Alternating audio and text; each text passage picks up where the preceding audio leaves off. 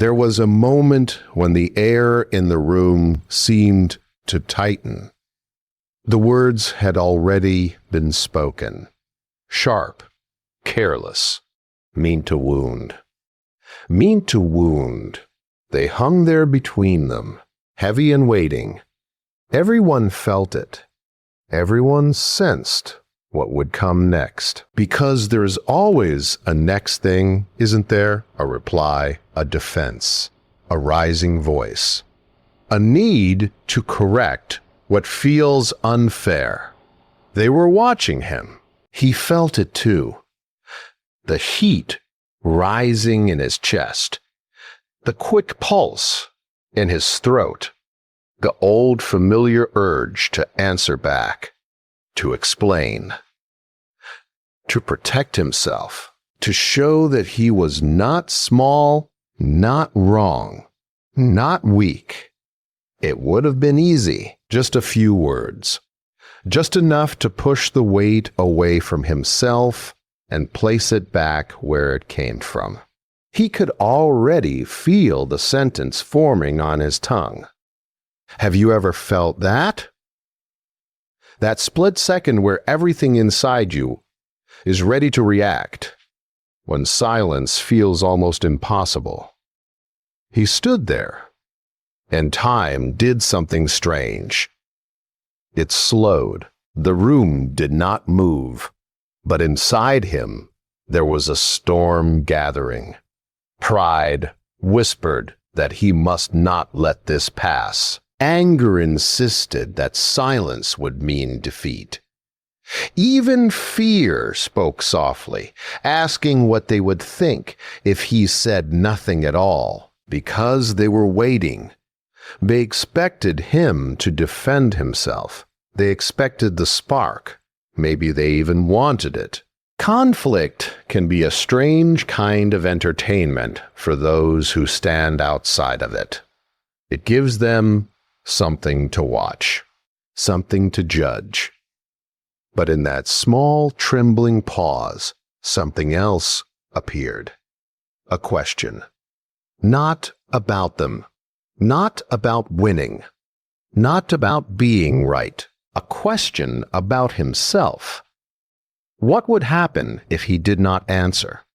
It felt almost dangerous to consider, as if silence were a cliff edge.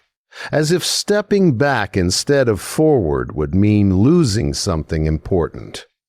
His pride resisted. His ego pushed against the idea like a stubborn child. Yet beneath the noise of those emotions, there was something quieter, something steady, a thin thread of awareness that had been there all along. He noticed his breath, shallow at first, tight. Then, slowly, he let it deepen. Just a little. He noticed the way his hands wanted to move, to gesture, to emphasize a point that had not yet been spoken. He noticed the way his jaw had clenched. And he noticed something else. The words that hurt him were not truly about him. They were about pain carried by someone else. Pain looking for a place to land. He could take it, or he could let it fall. The pause grew longer than anyone expected. It felt uncomfortable. Silence often does. It exposes things. It makes people restless. It removes the easy escape of noise. They shifted.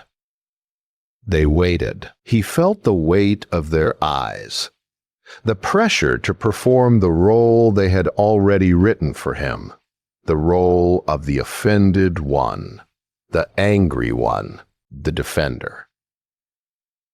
But something inside him softened instead of hardened. What if he did not need to prove anything in this moment? What if his worth did not depend on their understanding?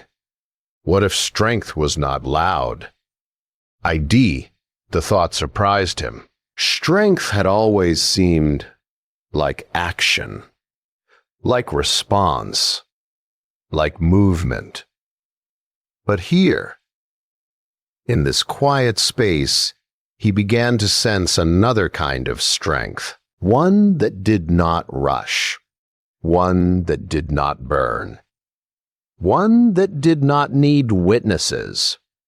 His heartbeat slowed. The sentence he had prepared dissolved before it reached his lips. It was still there, somewhere, but it no longer felt necessary. It no longer felt urgent. He realized that he could choose, not what they had said, not how they felt, but how he would carry himself in this moment. It was a small decision, so small that no one else could see it. There was no applause, no visible victory. Just a breath, and then another. And in that quiet space, before any sound returned to the room, his life shifted in a way that no one around him could yet understand. The silence did not end the moment. It changed it. When he did not answer, a different kind of noise began to grow around him. Not loud at first, just whispers in the air, glances exchanged. Small movements of confusion. They had expected fire. Instead, they found still water. And still water can be unsettling. They began to fill the space he had left empty. If he would not speak, they would speak for him. They decided what his silence meant. They called it weakness. They called it fear. Some quietly smiled, believing they had won something invisible. Have you noticed how quickly people explain what they do not understand? His quiet became a mirror, and in it they saw their own discomfort. But instead of looking inward, they turned outward. It was easier to say he had nothing to say. Easier to believe he had been silenced. The room felt different now. Thicker. He could sense the shift in their posture, the way their eyes held a certain judgment. A silent verdict had already been written, and inside him the old urge returned. Do you see what they think of you? Do you hear how they misunderstand you? It would have been simple to correct them, to clear the air, to explain that his silence was not surrender, but restraint. That he had chosen peace, not defeat. A few careful words could have changed their interpretation, but he stood with the weight of being misunderstood. It is not an easy weight to carry.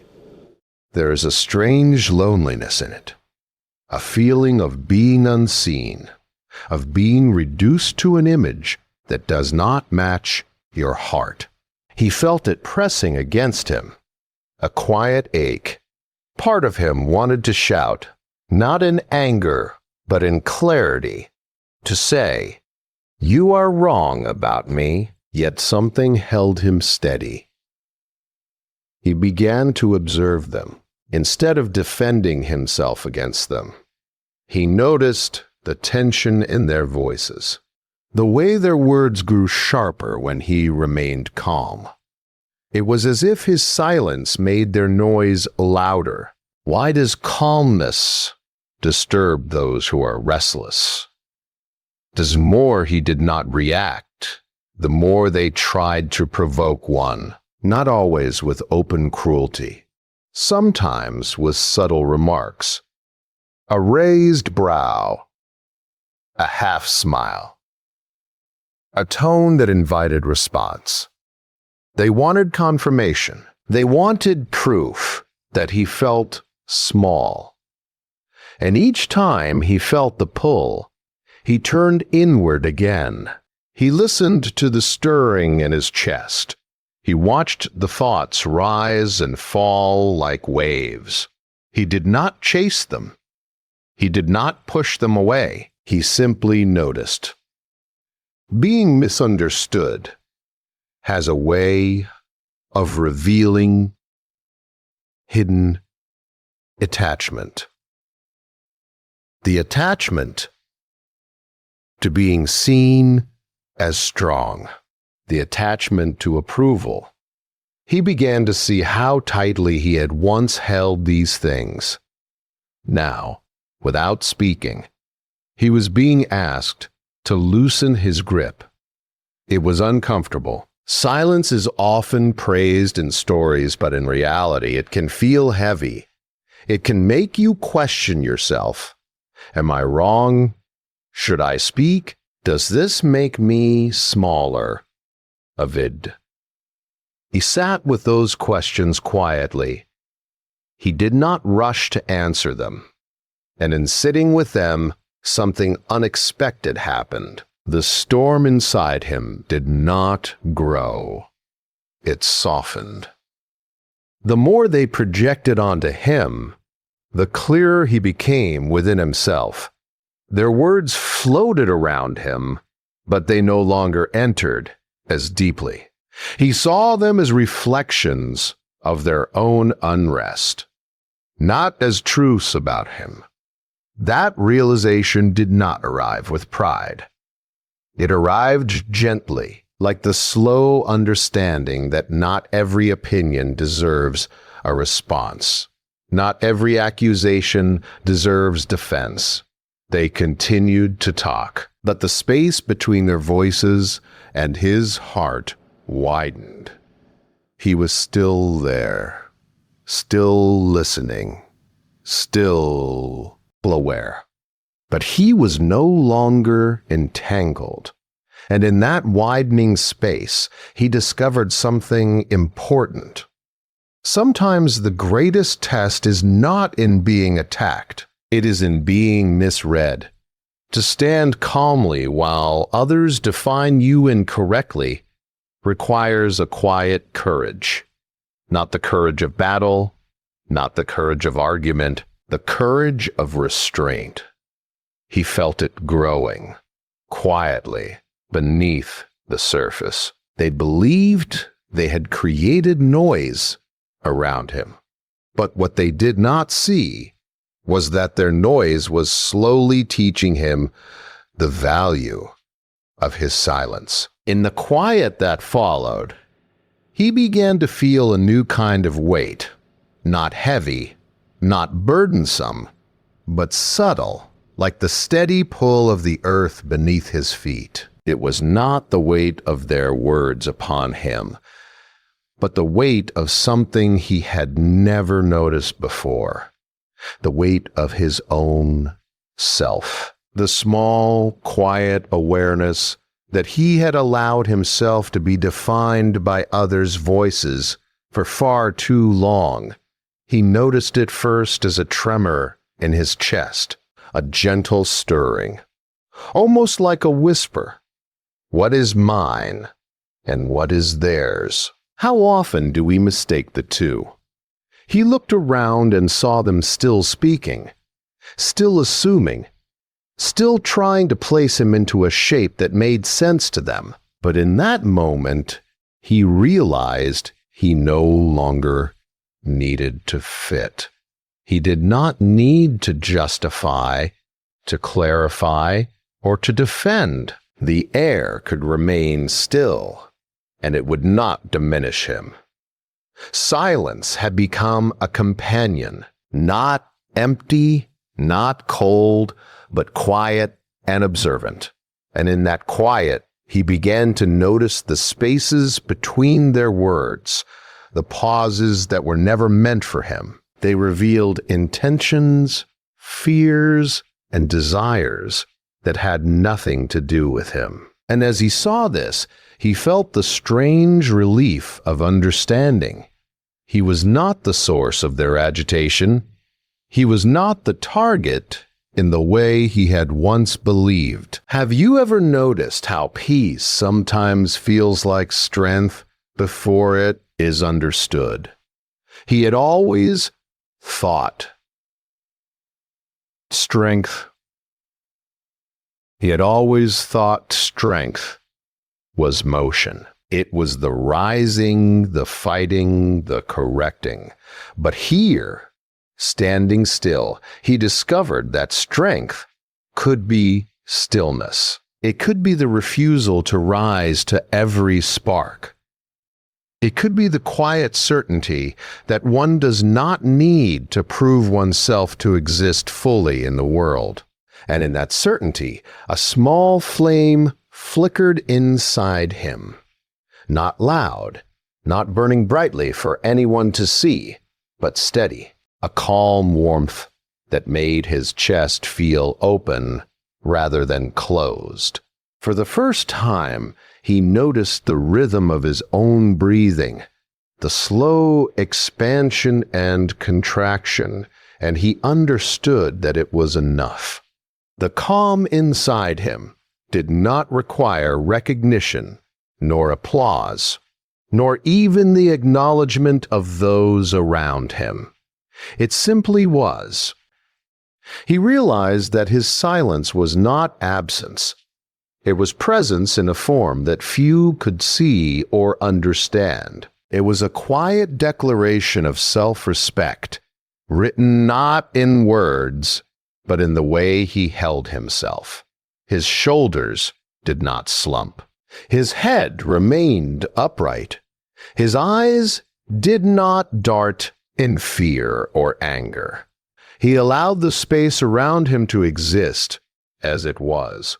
While inside, a new understanding settled gently, like snow covering the forest floor.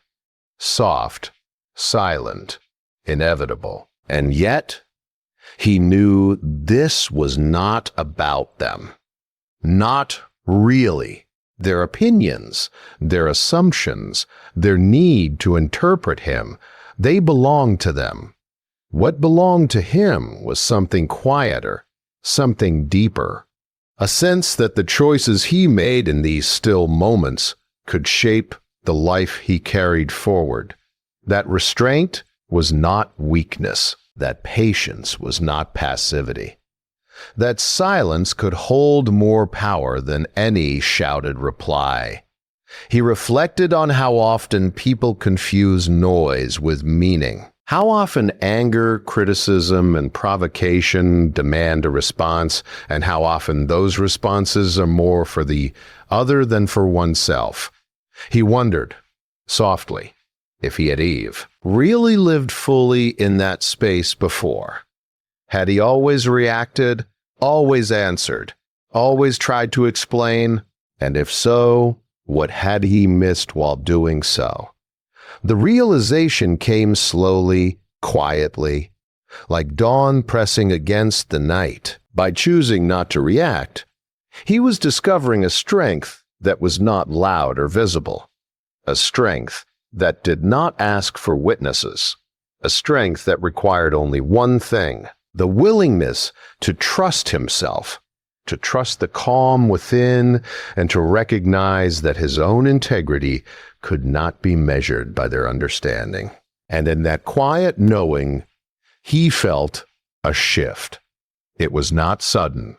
It was not dramatic. There was no applause or relief that could be heard aloud. But inside, the walls he had built around himself began to feel more like protection than prison. The boundaries of who he was, what he would accept, and what he would not, became clearer.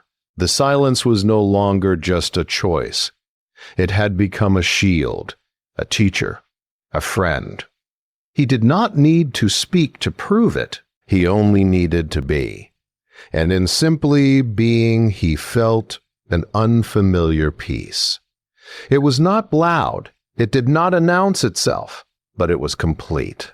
The kind of peace that comes from knowing one has discovered a power that cannot be taken, a dignity that cannot be diminished, and a self-respect that rests entirely within. And so he stood, quiet, steady, and calm.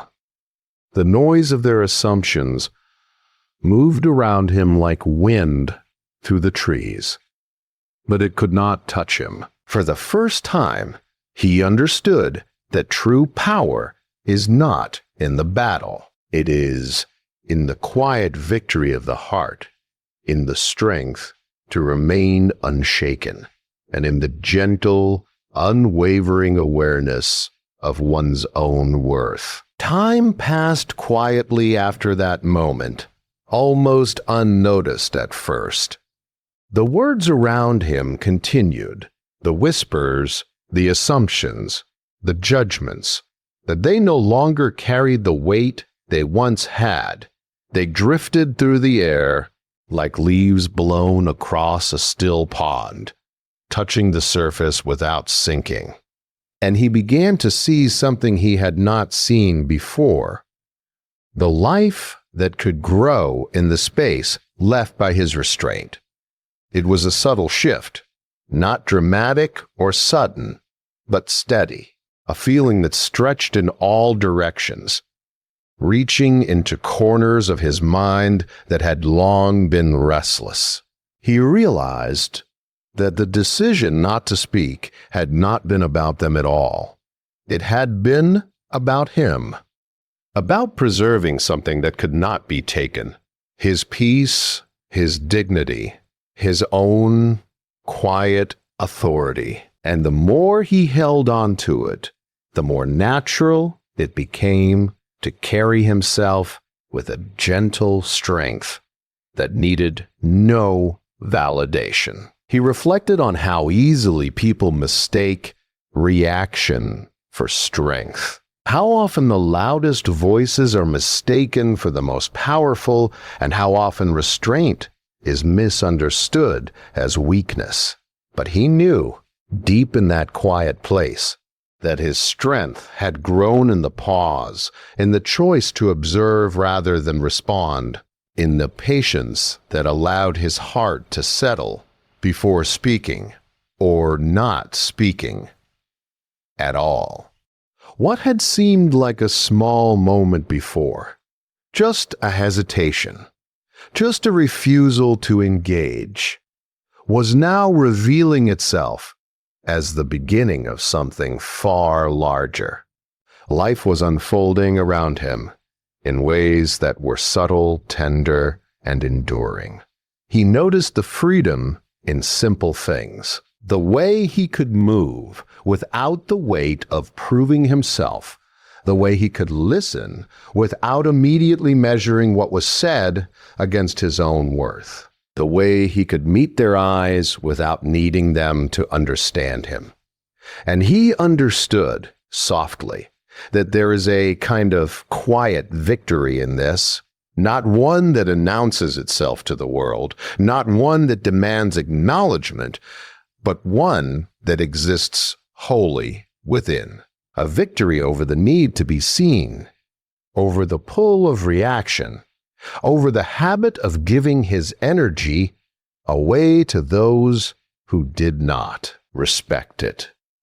It was a power that did not boast, a strength that did not raise its voice.